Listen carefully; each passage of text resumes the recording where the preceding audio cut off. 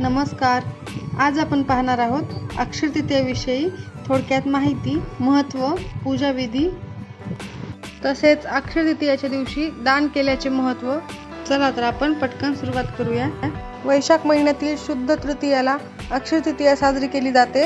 अक्षय तृतीया हा 3.5 मुहूर्तापैकी एक शुभ मुहूर्त समजला जातो. अक्षय म्हणजे कधीही क्षय न होणारे, म्हणजेच कधी न संपणारे असते. सूर्यापासून मिळणारी सौर ऊर्जा ही अक्षय मानली जाते. तसेच जल, वायू, अग्नी, तेज आणि पृथ्वी हे पंचमहाभूते ही अक्षय मानली जातात. अक्षय तृतीयाची योग्य पद्धतीने पूजाविधी काय आहे ते आपण पाहूयात. अक्षय तृतीयाला भगवान विष्णू आणि माता लक्ष्मी यांची विशेष पूजा केली जाते. या दिवशी पूजा केल्याने लक्ष्मी प्रसन्न होते. विशेषतः या दिवशी सोने खरेदी करण्याला फार महत्त्व आहे. अक्षय तृतीयाच्या दिवशी सकाळी लवकर उठावे, शुचिर्भूत व्हावे, त्यानंतर पूजेचा संकल्प करावा. एका चौरंगावर भगवान विष्णू आणि लक्ष्मी यांची मूर्ती किंवा फोटो ठेवावा. लक्ष्मीनारायणाला आवाहन करावे. प्रथम श्री गणेशाची पूजा करावी. एक सुपारी विड्याच्या पानावर ठेवून गणेशाची पूजा करावी. भगवान विष्णू आणि माता लक्ष्मी यांना पंचामृताचा अभिषेक करावा. मुख्य अभिषेक झाल्यानंतर दोन्ही देवतांना हळद, कुंकू, अक्षदा, फुले वाहावीत. भगवान विष्णूला तुळशी खूप प्रिय आहे, त्यामुळे तुळस अर्पण करावी. धूप, दीप, नैवेद्य दाखवून आरती करावी आणि घरातील सदस्यांना प्रसाद वाटून पूजेची सांगता करावी. यथाशक्ती दान करावे. हा दिवस पूर्वजांचे ऋण फेडण्याचाही दिवस म्हणून पाळला जातो.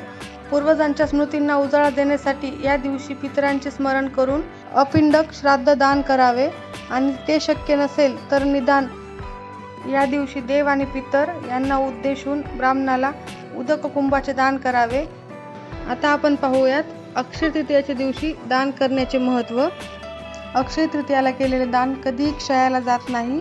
या दिवशी केलेल्या दानातून पुष्कळ पुण्य मिळते. या दिवशी मातीचे माठ, आंबे, मिठाई, गोड पदार्थ, वस्त्रे, कपडे दान करावे. या तिथीस केलेले दान व हवन क्षयाला जात नाही, म्हणून ही तिथी अक्षय मानली गेलेली आहे. देव आणि पूर्वज यांना उद्देशून या तिथीस जे कर्म केले जाते ते सर्व अक्षय होते. जो मनुष्य या दिवशी गंगा स्नान करेल तो सर्व पापातून मुक्त होतो, अशी मान्यता आहे. या दिवशी विष्णूंचा 6वा अवतार परशुराम यांची पूजा करून त्यांना अर्घ्य दिली जाते. वैशाख महिना हा अत्यंत उष्ण असतो, त्यामुळे अक्षय तृतीयाच्या निमित्ताने मातीचे माठ दान करावे. मातीच्या माठातील पाणी आरोग्यासाठी उत्तम असते. तसेच फळांचा राजा आंबा प्रामुख्याने अक्षय तृतीयाच्या पासून खाण्यास सुरुवात करतात. अक्षय तृतीयाला केलेले नामस्मरण, मंत्र पठण अखंड टिकून राहते. अक्षय तृतीयाच्या दिवशी अन्नपूर्णा देवी प्रगट झाली होती असेही सांगितले जाते. अक्षय तृतीयेपासून त्रेतायुगाचा प्रारंभ झाला होता.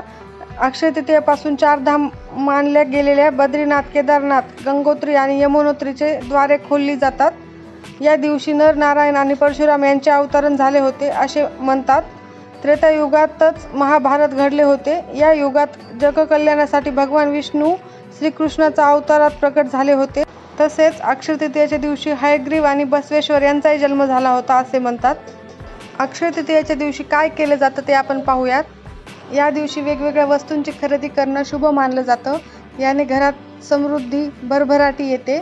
या दिवशी नवीन घरात प्रवेश, नवीन वस्तू घेणे, मोठे आर्थिक व्यवहार करणे, नवीन वस्त्र, दागिने विकत घेणे, नवीन वाहन खरेदी करणे अशा गोष्टी केल्या जातात.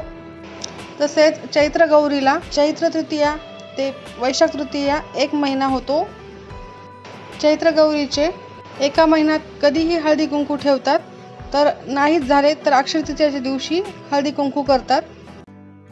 तर माता लक्ष्मी आणि श्री विष्णूची मनोभावे पूजा करा. पूर्वजांना वंदन करून श्री लक्ष्मी नारायण आणि पूर्वजांचे आशीर्वाद घ्यावे. धन्यवाद.